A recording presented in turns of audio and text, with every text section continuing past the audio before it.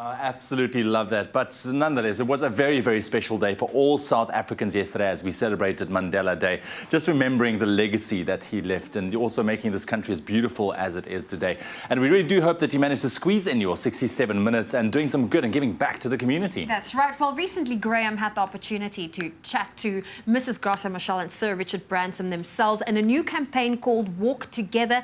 It kicked off yesterday in Cape Town where they got the opportunity to walk in Madiba's shoes. Wow. Let's see how Graham did.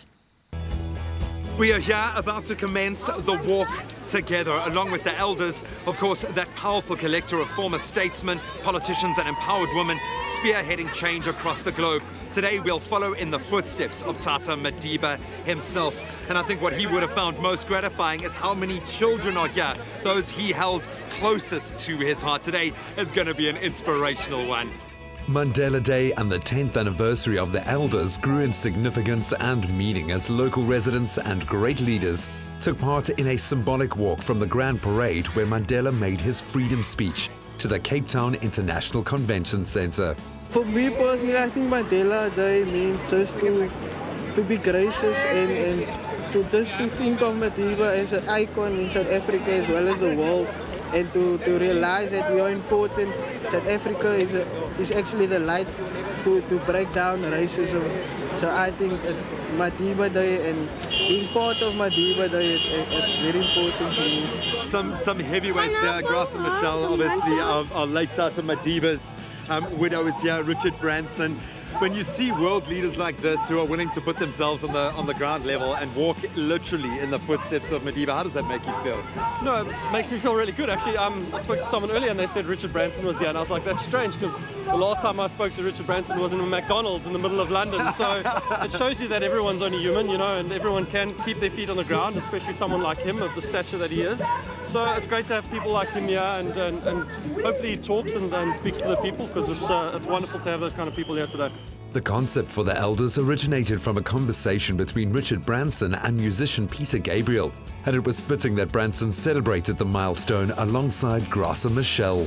Mrs. Machel, Sir Richard Branson, I think we can wear it as a major badge of honor that you've chosen to celebrate this 10-year milestone here in South Africa. I have to ask, when was the seed first planted, or when did it begin to germinate, so to speak, of an idea like this powerful collective, the elders? When was that moment that you said, okay, the time is now, I have to approach Tata Madiba?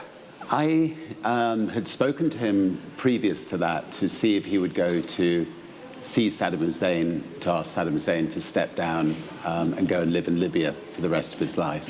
And he agreed to do that, and Kofi Annan agreed to go with him. Sadly, the bombing started before they could actually get there. And it gave me an idea that maybe a group of elders working together could be more powerful than individuals working on their own. So we put that idea together. We came and saw Graça and Madiba, and they embraced the idea, and the rest is history, as they say. This constitution, this democracy that we revere so much, is a guiding light, I think, to the rest of the world. And when we look at that decision to base the 10th year anniversary of the elders coming together, this powerful collective, why do it here in South Africa? The elders began here 10 years ago with a magnificent speech by Madiba.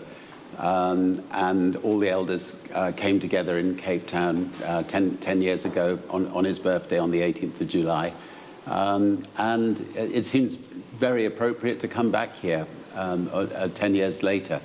And we chose also to celebrate with our first chair, Art. He lives here. Perhaps he couldn't travel to many other places, but it was appropriate for us to come and celebrate with him. So, Richard, you obviously have taken a greater global approach when it comes to the elders and what you're trying to achieve. What does that mean to you when you look at the collection of politicians, thought leaders, change makers, empowered women that you've brought together for this particular initiative this year? What does the phrase "walk together" mean to you? Look, there's been a lot of division and divisiveness in the world in the last couple of years. And one of the reasons we're walking in other people's shoes is to try to understand other people. I mean, I'm chosen to walk in somebody called Ben's shoes, who is employing thousands and thousands of people in Africa as health workers to try to go out into the rural communities and make sure that everybody gets universal health care. And the elders, and Grusha and Mary Robinson and others are working incredibly hard to try to make sure that everybody in the world has universal health care.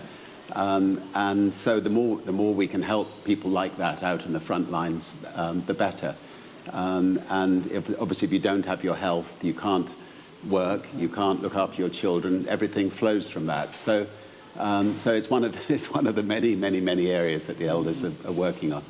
Yes, an opportunity to celebrate the unbelievable achievements thus far in the 10 years that the elders have been together, but also a platform to put forward a very powerful message, walk together. From a South African standpoint, Mrs. Michelle, what does that phrase, walk together, mean to you?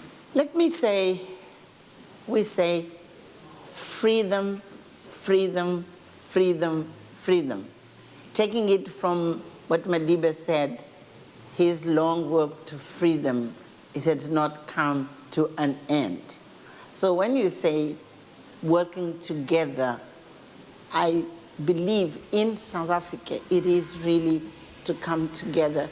I think this is an extraordinary time really to find ways of reconnecting and walking on the footsteps of those giants under the principles and values of the Constitution. All societies around the world look to their elders for guidance, and this particular group of leaders continue to make positive change and inspire us all to live in the spirit of Madiba's values. I feel truly humbled to have, in some small way, walked in the footsteps of Tata Madiba alongside some of the greatest thought leaders that have ever walked the earth today. But what has been most impressive is to see how everyday South Africans from every walk of life have been walking together, and hopefully in the future they'll rally to the elders' cause to give babies like this gorgeous young thing, Aliyah, a far brighter future and a one they deserve. Happy Mandela Day, baby girl.